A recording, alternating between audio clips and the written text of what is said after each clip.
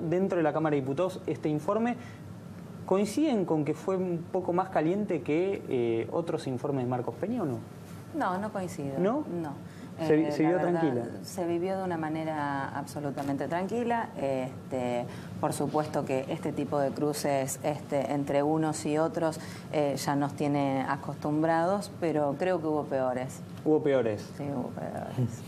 Yo creo que lo importante es que funcionan los mecanismos de la democracia, que el jefe de gabinete concurre, no como pasaba en la anterior gestión, que esto era una excepción. Sí, salvo Capitanich, el resto no iba. Claro, se cumple con lo que manda la Constitución y esto en este país no es poca cosa, es lo rescatable. Después creo que también este sector del kirchnerismo hace una puesta en escena porque arranca con toda esta artillería y estos mensajes, pero después desaparecen de la sesión, se levantan de sus bancas y no les importa absolutamente nada la contestación puntual que hizo el jefe de gabinete a las más de 1.300 preguntas que se hicieron, además tomando nota de lo que cada diputado o diputada apuntaba y señalaba, y él respondía metódicamente una por una. Allí no estaba nadie, no estaba Kicillof ni estaba el resto de esa bancada.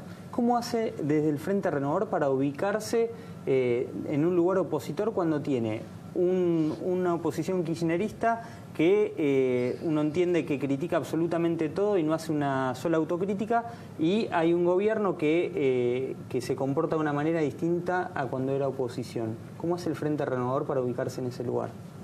Nosotros lo venimos diciendo siempre, este camino de la ancha avenida del medio, de la oposición responsable. Ese es el camino que vamos a seguir y es lo que planteamos hoy en el recinto. Le hicimos preguntas al jefe de gabinete, entendiendo algunas situaciones por las cuales el jefe de gabinete tiene que dar alguna explicación un tanto evasivas, pero creemos que este es el camino, que no tenemos que estar ni de un lado ni del otro, porque en definitiva los extremos siempre son malos. Ustedes como bloque pidieron que no se liberen a esa lista que trascendió, que había hecho el Ministerio de Justicia para que le dieran la tobillera electrónica, que incluía a muchos represores. Ustedes se opusieron y se oponen, han hecho una movida mediática y creo que también en el Congreso, ¿no? Sí, la verdad es que circula desde hace una semana aproximadamente una lista con más de 1.500 delincuentes, no solamente genocidas, sino delincuentes sexuales, narcotraficantes, homicidios, bueno, una lista bastante amplia. Y por supuesto que nos oponemos, creemos que la sociedad no está dispuesta a recibir en su seno a este tipo de delincuentes. Y bueno, Sergio Massa en su código del 2015 ya había presentado la eliminación de todo tipo de beneficios para este tipo de delincuentes y que creemos que las condenas deben cumplirse en su totalidad. El gobierno impulsa un código penal. ¿Usted cree que es factible que se apruebe MENA este año en el Congreso o no? Sí, ante todo aclarar que no es cierto lo de esta lista, por lo menos no en lo que concierne al Poder Ejecutivo. Esto lo desmintió además Marcos Peña hoy. Lo que hay es normativas que permiten... pero la libertad, aunque sea transitoria o los beneficios de condenados, no los otorga el Poder Ejecutivo. Está claro que eso lo resuelve la justicia. Entonces, hablar de una lista elaborada por el Poder Ejecutivo me parece ya de movida una falacia grave, ¿no?, que se cae por su propio peso. Lo que en todo caso hay que hacer es modificar la normativa y en eso creo que se está trabajando. El Congreso tiene una comisión especial. Yo, diputado, quiero hacer una salvedad para el periodista que publicó esa nota. Esa información es cierta. En todo caso, un replanteo del gobierno como tantos otros. Yo tenía la misma información. Esa lista y la intención del gobierno de que los jueces le concedan la tobillera electrónica a detenidos está. Usted me puede decir, bueno, no hicimos una lista, pero la intención... Lo que pasa es que en sí mismo, cuando me refiero a falsedad, digo, no podría el Poder Ejecutivo, salvo un indulto, no podría disponer la libertad de una persona. Creo que esto es algo elemental y creo que el jefe de gabinete lo dejó muy claro hoy. Después lo que tenemos que hacer es una gran reforma legislativa, no solo del Código Penal, sino también de las normas de procedimiento. De hecho, a nivel federal está el Código Procesal Penal vacante, digamos, está aprobado, pero no se ha puesto en práctica. En muchas provincias rige ese sistema acusatorio, claro, que pone el peso de la investigación y de la acusación en manos del Ministerio Fiscal. En mi provincia, en Chubut, rige ese proceso. Y después la ley de ejecución penal es la que hay que adecuar para evitar este tipo de situaciones que todos compartimos, que no queremos este tipo de delincuentes en la calle. No, justamente quería agregar con el tema que están hablando, Nacho, que hoy temprano el Servicio Penitenciario Federal hizo un comunicado informando que ellos bajo no tienen ninguna decisión de sacar presos. Ahí está, ahí lo vemos en pantalla, y que es el poder judicial el que otorga en todo caso las libertades, ¿no? Sí, pero las gestiones viene de lo que vos decís, Nacho, también. Las gestiones del ministro de Justicia estuvieron, Germán Garabano.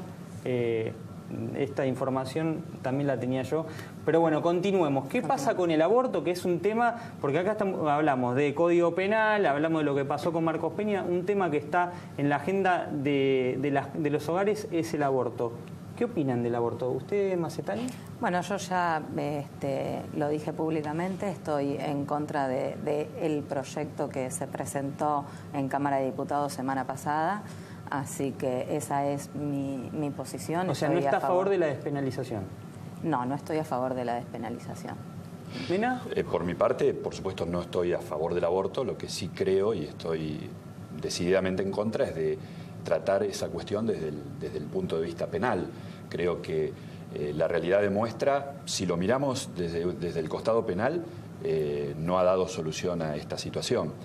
Este es un problema de salud pública, es un problema en donde está comprometida la salud y la vida de mujeres, es la primera causa de muerte materna, es una realidad, y al estar penalizado e ilegalizado condena a la clandestinidad, a prácticas que de todas maneras existen. Entonces creo que decididamente no es el Código Penal la solución para esta cuestión.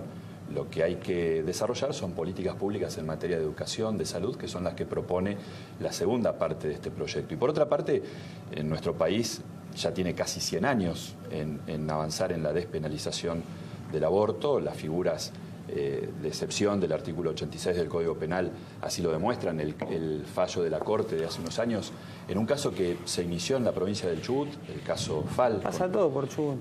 Bueno, no sé si todo, pero eso tuvo su principio en un caso que ocurrió en Comodoro Rivadavia, y allí la Corte tuvo que definir los estándares para la interpretación. ¿Y qué cree que va a hacer Macri usted? ¿Usted cree que el Macri va a presidente vetarlo lo ha el dicho, proyecto si se aprueba? Lo ha dejado como corresponde en manos de los legisladores y en la conciencia de los legisladores la resolución de la cuestión, y además se ha adelantado que se va a respetar lo que resuelva el Congreso. Creo que esto es muy importante, que demuestra además que los temas no se meten bajo la alfombra, sino que se permite y se habilita la discusión de los mismos. Macetani, ¿qué va a hacer? ¿Va a acompañar a Cristina en recorridas eventualmente? ¿Usted está dispuesta a caminar con Cristina el año que viene? Si se junta Massa con Cristina, con Randazzo, con Urtubey, ¿usted se imagina en ese lugar o no? Me imagino en un lugar acompañando al peronismo, pero un peronismo nuevo, un peronismo que no le pesen casos de corrupción y que no tengan que dar explicaciones en la justicia. Lo que no me imagino es el planteo que usted hace a Massa caminando con Cristina. ¿No se imagina a Massa caminando con Cristina? De ninguna manera. ¿Usted habla mucho con Massa o no? Sí, hablamos. ¿Hablan? Sí. ¿Y en la capital qué va a pasar? Usted es muy amiga de Marco Lavagna. Marco Lavagna, que en su momento apoyó la candidatura de Tombolini.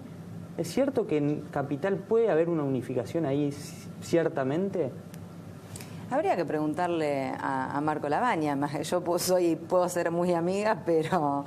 Bueno, pero usted habla, cuéntenos algo. No, eso se lo tienen que preguntar a Marco Lavagna. Gustavo Mena, en Chubut. Usted ingresó por Chubut en esta última elección, fue candidato, ganó. ¿Qué va a pasar en Chubut? Hay muchos problemas, algunos judiciales y también hay una fuerte interna en el oficialismo, ¿no? Provincial. Sí, lo que pasa es que hay un estado de cuasi quebranto del estado provincial.